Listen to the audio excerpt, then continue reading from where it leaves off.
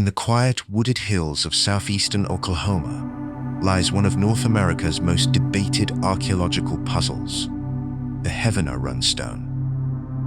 For decades, scholars, explorers, and enthusiasts have argued over a single looming question: who carved this mysterious stone, and when? Was it a relic of early Scandinavian visitors long before Columbus, a Native American inscription, or simply a modern creation? In this documentary, we explore the evidence, the controversies, the science, and the legends behind this enigmatic artifact. Join us as we journey deep into the heart of Heavener and uncover the truth behind one of America's oldest mysteries. Discovery and early history of the Heavener Runestone. Nestled in the dense forests of the Poteau Mountain region, the Heavener Runestone stands as a silent monument, carved into a massive sandstone slab measuring over 12 feet high. Though today it sits in the center of a state park built around its mystery, its early history is far more obscure. Rooted in rural isolation and whispered tales passed down through families who lived in the valley long before formal archaeological attention ever reached Oklahoma. The earliest known reference to the Heavener Stone comes from the late 1800s, when local residents reportedly described a marked rock deep in the woods. The discovery is commonly attributed to a young girl of the Kinney family, though the details vary.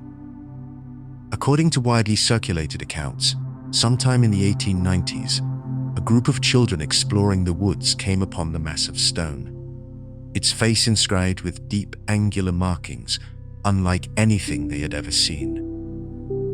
The children, unsure of its significance, showed it to their parents, who likewise had no explanation. At the time, the region was home mostly to farming families and descendants of the Choctaw Nation, who themselves had arrived in Oklahoma in the 1830s after forced relocation. None of them recognized the carvings as anything connected to local indigenous tradition. The stone remained little more than a local curiosity for several decades. Its isolated location meant that only a few families knew of its existence. Some early locals believed the markings were the initials of passing travelers, cowboys, or early European settlers. Others speculated that it might be older, possibly the work of Native Americans or ancient hunters who had roamed the hills long before settlers arrived. Yet, almost no one at the time had even heard of runes, let alone recognized their connection to ancient Norse culture.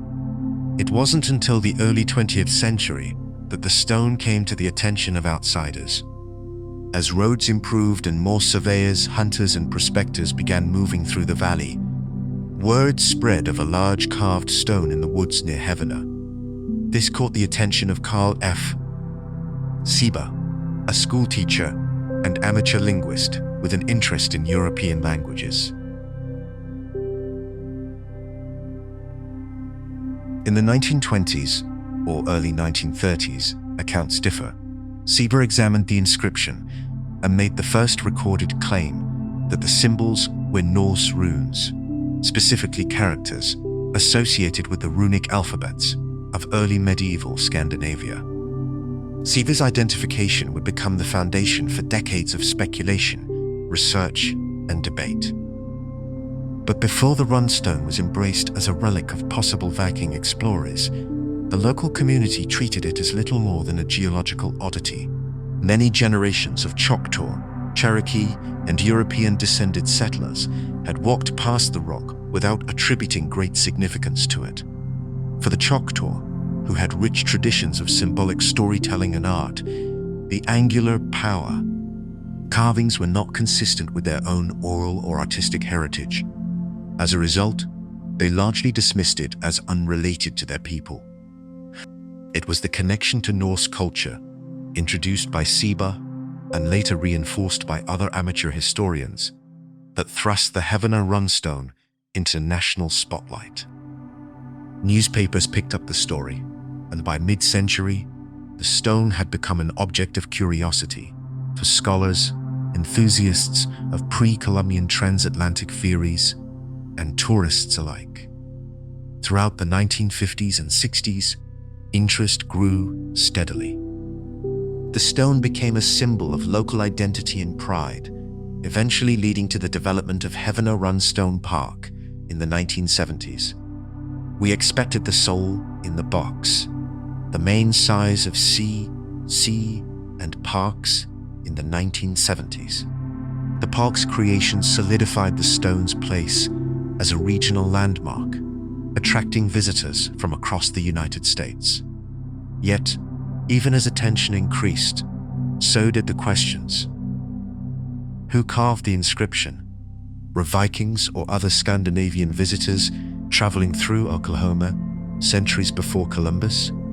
Or was the stone carved more recently, perhaps in the 1800s, when European immigrants, some from Scandinavia, settled in the region? The early history of the Heavener Runestone is defined as much by mystery as discovery. Unlike many archaeological artifacts found with clear stratigraphy, cultural associations, or datable materials, the Heavener stone stands alone. It is not part of a larger site, nor is it accompanied by tools, structures, or other evidence of Norse occupation. It simply stands in the forest, carved into sandstone, without a clear origin story. This absence of context makes the stone both fascinating and frustrating to scholars. On one hand, it could represent a rare instance of pre-Columbian European contact in the heart of North America. On the other, it might be an extraordinary example of misinterpretation, an inscription created long after the Viking Age, its origin misunderstood as its fame grew. The stone's discovery and early history offer no easy answers. Instead, they open the door to deeper questions explored in the chapters ahead. Romic alphabets and interpretations. When the Heavener Runestone first came to the attention of linguists and amateur historians, its markings were immediately recognized as being similar to runic letters, the ancient alphabets used by Germanic peoples, especially the Norse, between roughly 150 AD and the late Middle Ages. But the question was not simply whether the symbols resembled runes. It was which runes they resembled, and whether they represented a coherent message rather than mere random scratchings. The study of runes is a field where even small variations in shape can completely change meaning, language, or date. Over the centuries, several runic alphabets were used, ranging from the Elder Futhark to the Younger Futhark, and later the Medieval Futhark, each with subtle differences in design. What makes the Heavener stone especially intriguing is that its symbols seem to belong not to the most famous Viking Age alphabets, but to the Elder Futhark, a runic system that predates the Viking Age by several centuries. The Elder Futhark was used from approximately 150 to 800 AD, primarily in northern Germany, Denmark, and parts of Scandinavia. If the Heavener stone truly uses Elder Futhark runes, this raises immediate questions. Why would pre-Viking runes appear on a rock in Oklahoma? Who would have carved them? And how would they have reached North America during a period when no confirmed transatlantic voyages from Northern Europe are known to have occurred? Early interpreters believed they had deciphered the stone's message. In the mid-20th century, the amateur historian Gloria Farley worked extensively on the runestone and became one of its most influential advocates. She, along with others, proposed that the inscription translated to something like Gomdal, meaning Valley of the Gnomes or Jome Valley. This interpretation hinged on reading the letters as forming a name or place designation. Other researchers proposed translations such as Valdi, Waldi, or Wallen, suggesting either a name or a territorial marker. These interpretations echoed the tradition in Scandinavia of carving runes to record ownership, boundaries, or commemorations of individuals. Yet, professional runologists approached the Heavener inscription with more skepticism. Some noted that the carve lines were unusually large and spaced inconsistently compared to traditional runic stones. Others pointed out that while several symbols were clear matches for known runic letters, a few appeared modified, stylized, or ambiguous. This opened the possibility that the inscription might not be an authentic runic text at all, but rather a modern imitation created by someone with partial knowledge of runes. The debate intensified when scholars began comparing the Heavener inscription to other alleged runestones found in the Midwest, such as the Kensington Runestone in Minnesota and the Spirit Pond stones in Maine. Many specialists believe that these stones, along with several others in North America, were likely carved in the 19th century by Scandinavian immigrants or by local individuals experimenting with runic writing after being exposed to European publications.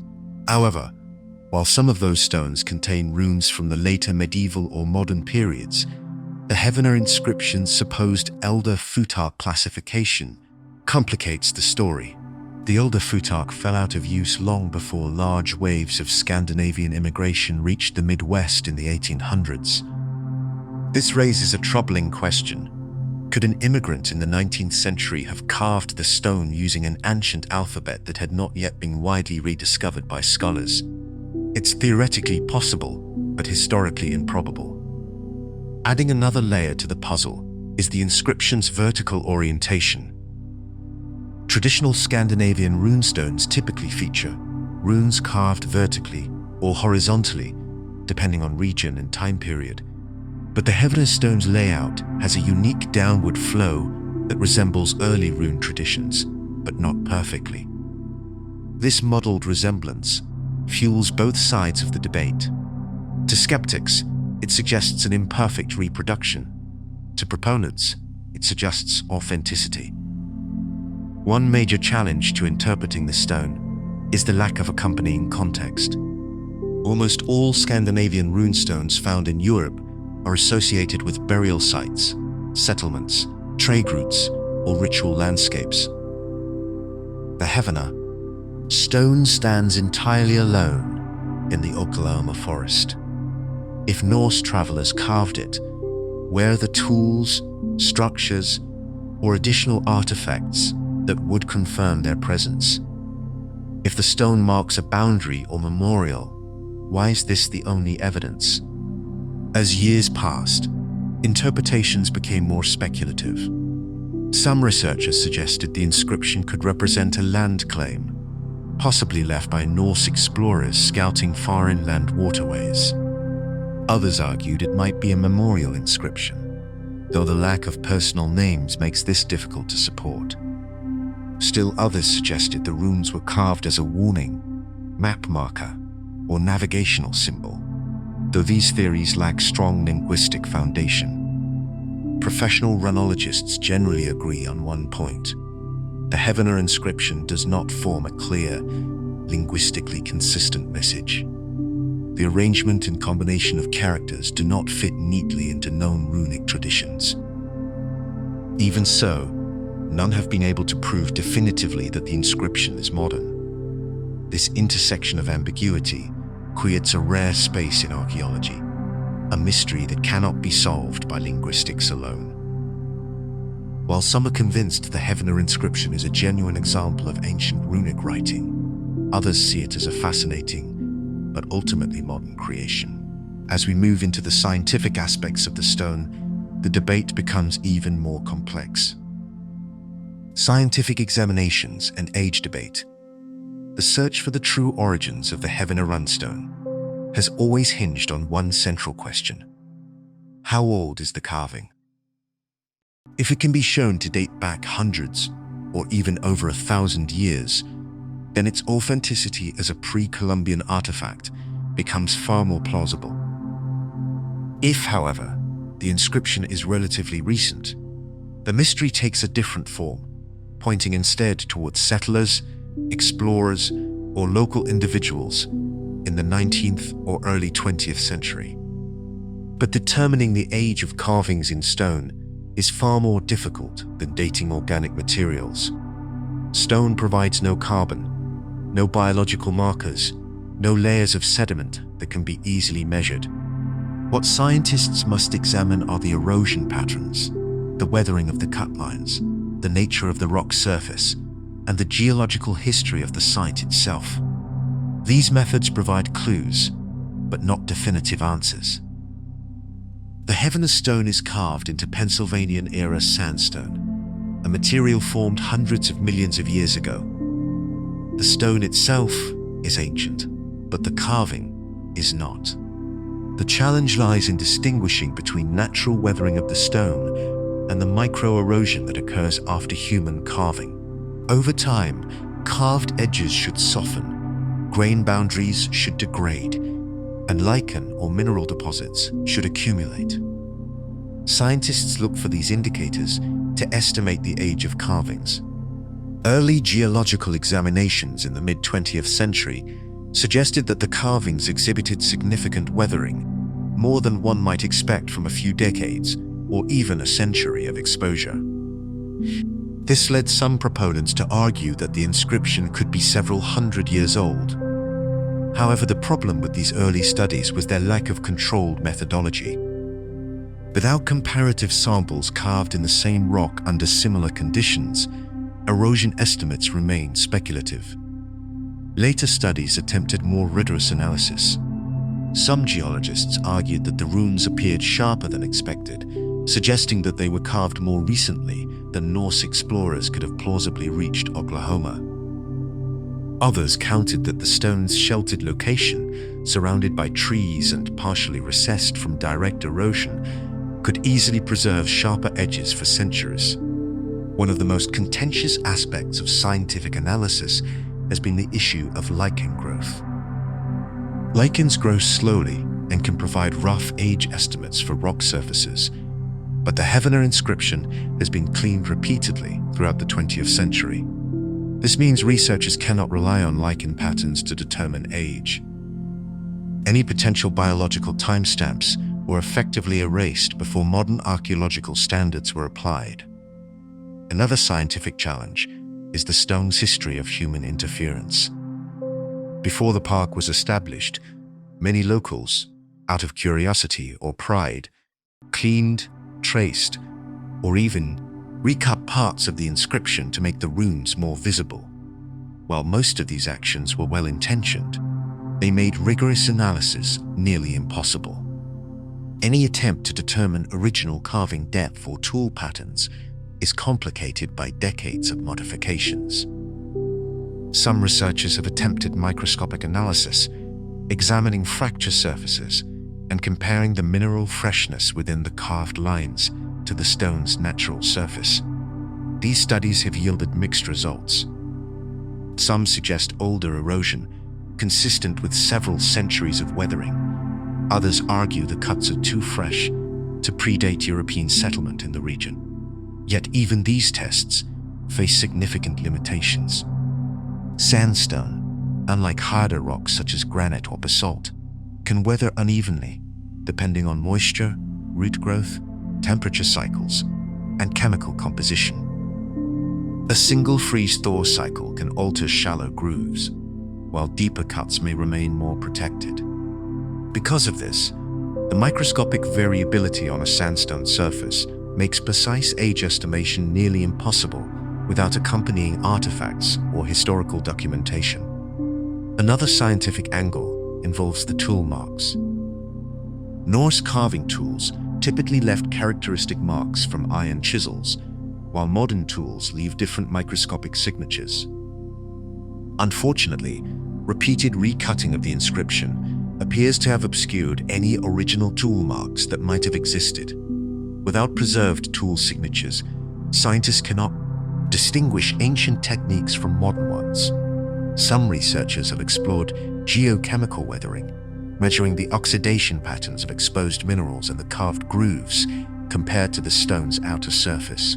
This method has shown promise in other archaeological contexts, but has produced inconclusive results on the Heavener stone, again, due to cleaning and recutting. One of the most frequently raised scientific points concerns the geographical implausibility of Norse explorers reaching Oklahoma. Mendes' adduction is also the idea of a protest and deficit in the city of the world. While Vikings are known to have reached Newfoundland around 1000 AD, there is no confirmed evidence that they traveled deep into the North American interior. Critics argue that even if Scandinavians reached the eastern coast, the journey inland through rivers, plains, and mountainous terrain would have been incredibly unlikely. But supporters counter that Norse explorers were resilient travelers, adept at navigating rugged landscapes. Some have speculated that they could have followed waterways such as the Mississippi and Arkansas rivers, eventually reaching the Poteau Valley. Still, geology alone cannot determine the route Norse travelers may have taken. It can only examine the stone itself, and the scientific community remains divided. Some geologists conclude the inscription could be centuries old, others argue for a much more recent origin. The lack of consensus reveals an important truth. Without associated artifacts, geology can only suggest possibilities, not certainties. No tools, campsites, weapons, pottery, or other indicators of Norse presence have ever been discovered near Heavener. The stone stands alone. This isolation is one of the central challenges facing the age debate. Archaeology thrives on context, objects, structures, burial sites, cultural layers. The Heavener stone has none. It is a solitary artifact, which forces scientists to analyze it in a vacuum. This makes it both fascinating and deeply frustrating for researchers. The scientific examinations of the Heavener Runestone have not produced clear answers. Instead, they have opened new questions, complicating the puzzle rather than solving it. The inscription could be centuries old, or it could be the work of a curious settler with an interest in ancient alphabets. The evidence remains ambiguous, leaving room for multiple interpretations. As we move into the final chapter, we confront the theories that have emerged, the cultural significance of the stone, and the evolving perspectives that continue to shape its legacy. Modern theory, landscape, and cultural impact. The Heavener Runestone occupies a unique place in American archaeology. It is neither fully accepted as ancient, nor dismissed as a proven modern creation. Instead, it exists in a space where science, legend, and local culture intersect. Over the decades, numerous theories have attempted to explain its presence, each reflecting a different interpretation of the evidence and the broader human desire to understand the past.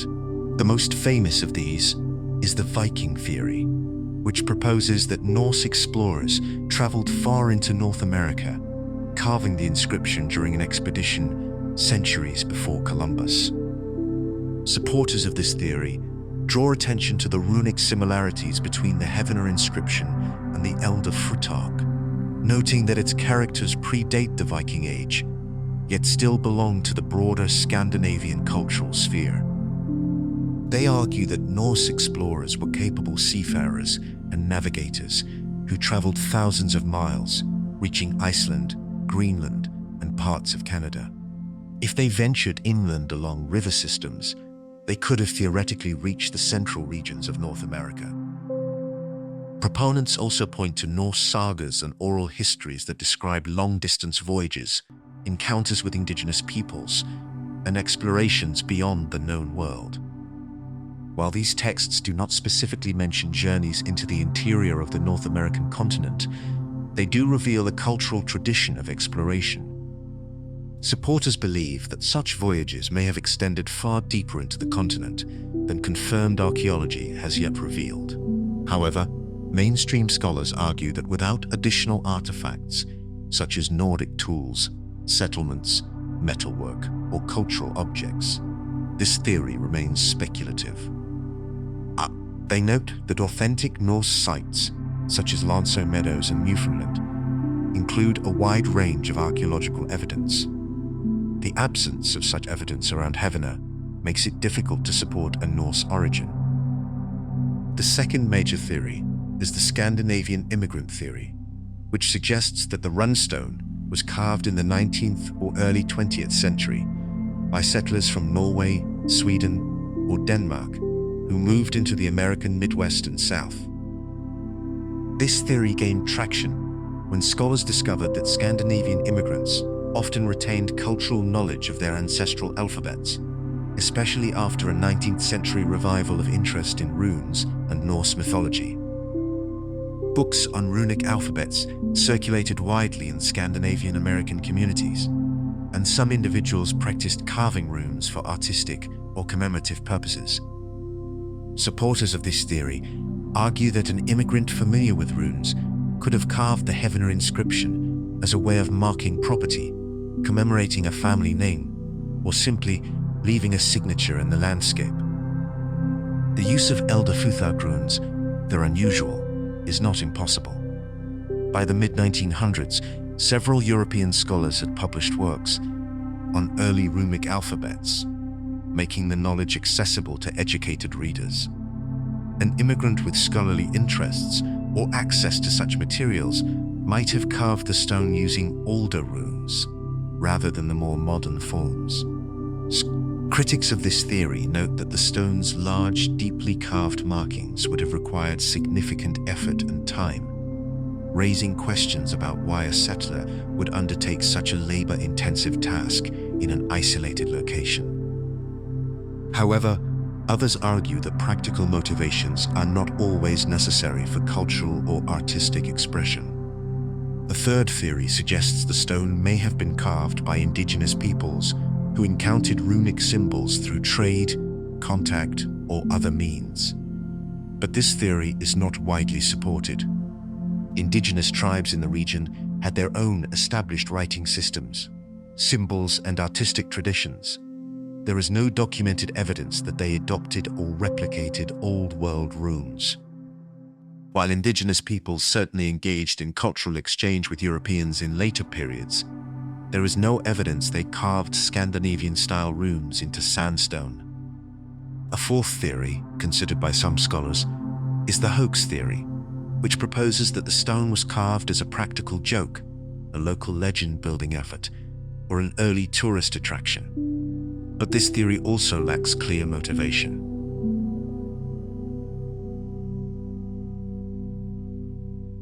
The stone predates the era when hoaxes were commonly created to attract tourism, and the region was too remote in the 19th century for a bench, widespread joke to serve any practical purpose. Additionally, no individual or group has ever claimed responsibility, even in situations where doing so might bring fame or attention. These competing theories have fueled debate for decades. But beyond the scholarly arguments lies another dimension to the story: the cultural impact of the Heavener Runestone. For the residents of Heavener, the stone is far more than an archaeological puzzle. It has become a symbol of local identity, a source of pride, and a cultural landmark that defines their region. When the Heavener Runestone Park was established, complete with walkways, interpretive signs, and a visitor center, it transforms the stone from a hidden curiosity into a celebrated attraction. The park hosts annual events, educational programs, and reenactments that celebrate both Viking heritage and the broader history of the region. For many families, the Viking heritage is done. The site draws tourists from across the United States, all drawn by the allure of an ancient mystery hidden in the Oklahoma hills.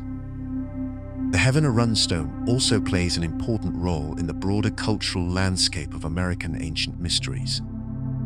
Alongside the Kensington Runestone, the Spirit Pond stones, and other debated artifacts, it contributes to ongoing conversations about how history is written, how evidence is interpreted, and how identity is shaped by the past. These stones challenge traditional narratives and invite everyday people to engage in historical inquiry. In this way, The Heavener Runestone acts as a bridge between science and imagination. Archaeologists may strive for definitive answers, but the public often finds meaning in the ambiguity. Whether they believe in early Norse explorers or interpret the stone as a relic of immigrant pride, people connect with the Runestone on a personal level. Importantly, the stone also highlights the limits of scientific certainty. Even in an age of advanced technology, some questions elude resolution. The Heavener Runestone stands as a reminder that the past is not always neatly explained, and that mysteries can hold cultural value even when definitive answers remain out of reach. Ultimately, the modern theory landscape reflects not only differing views of the stone's origin, but also deeper human desires: the desire for connection, for heritage, for stories that stretch across oceans and centuries. Whether the Heavener Runestone was carved by ancient Norse adventurers or by later settlers carrying memories of their homeland, its impact on local and regional identity is undeniable. Today, the stone continues to inspire curiosity and debate. Visitors walk the forest path, stand before the towering slab of sandstone, and feel a connection to something larger than themselves. They see marks carved into rock, weathered by time, yet still sharply evocative. And in that moment, they join a long tradition of wonder, one that stretches from the first child who stumbled upon the stone to the modern scholars who continue to study it. The Heavener Runestone may never reveal all its secrets, but in many ways, its true value lies not in definitive answers, but in the enduring fascination it inspires.